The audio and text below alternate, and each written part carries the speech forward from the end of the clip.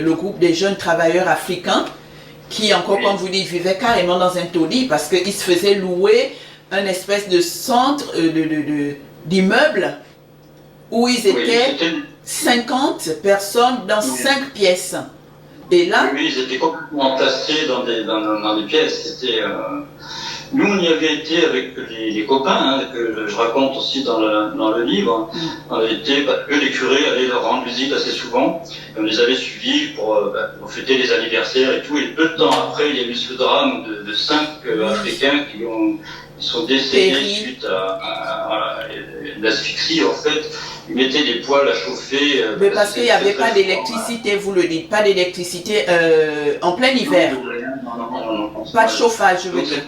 Vous n'avez pas de chauffage. C'était vraiment, alors là, c'était des gens qui étaient complètement, c'était de l'esclavage, hein, et il n'y avait pas que, je parle de ce foyer-là, mais des foyers, des taudis comme ça, il y en avait plein, hein, quand même sur Aubervilliers et puis dans d'autres régions parisiennes, donc c'était monnaie courante, hein.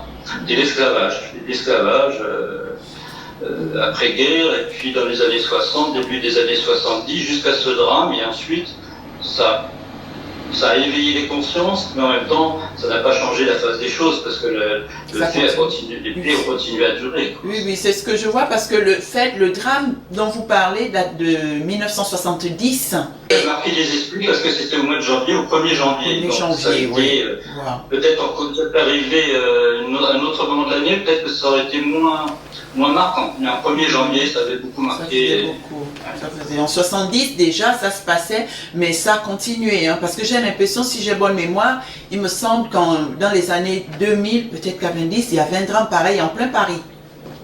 Oui, non, mais aussi. Pour ça que une famille pareille, une famille africaine, malienne, je crois, et des enfants, dans les victimes, il y avait des enfants. Hein. Bien sûr, oui, mais ça continue encore de nos jours.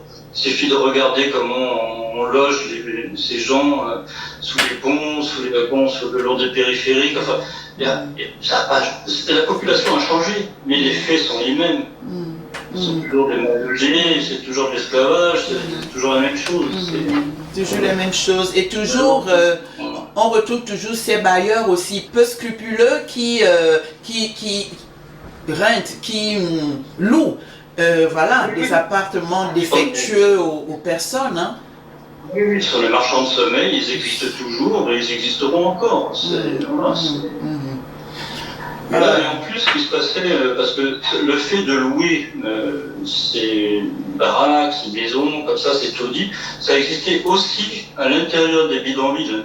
C'était terrible quand on avait appris ça, parce qu'il y avait des gens qui étaient dans des bidonvilles et qui louaient l'espace qu'ils habitaient à d'autres personnes qui étaient issues de même pays qu'eux, hein, et qui louaient. Les bidonvilles se louaient. Et ça, c'est quelque chose de terrible. On a du mal à imaginer ça.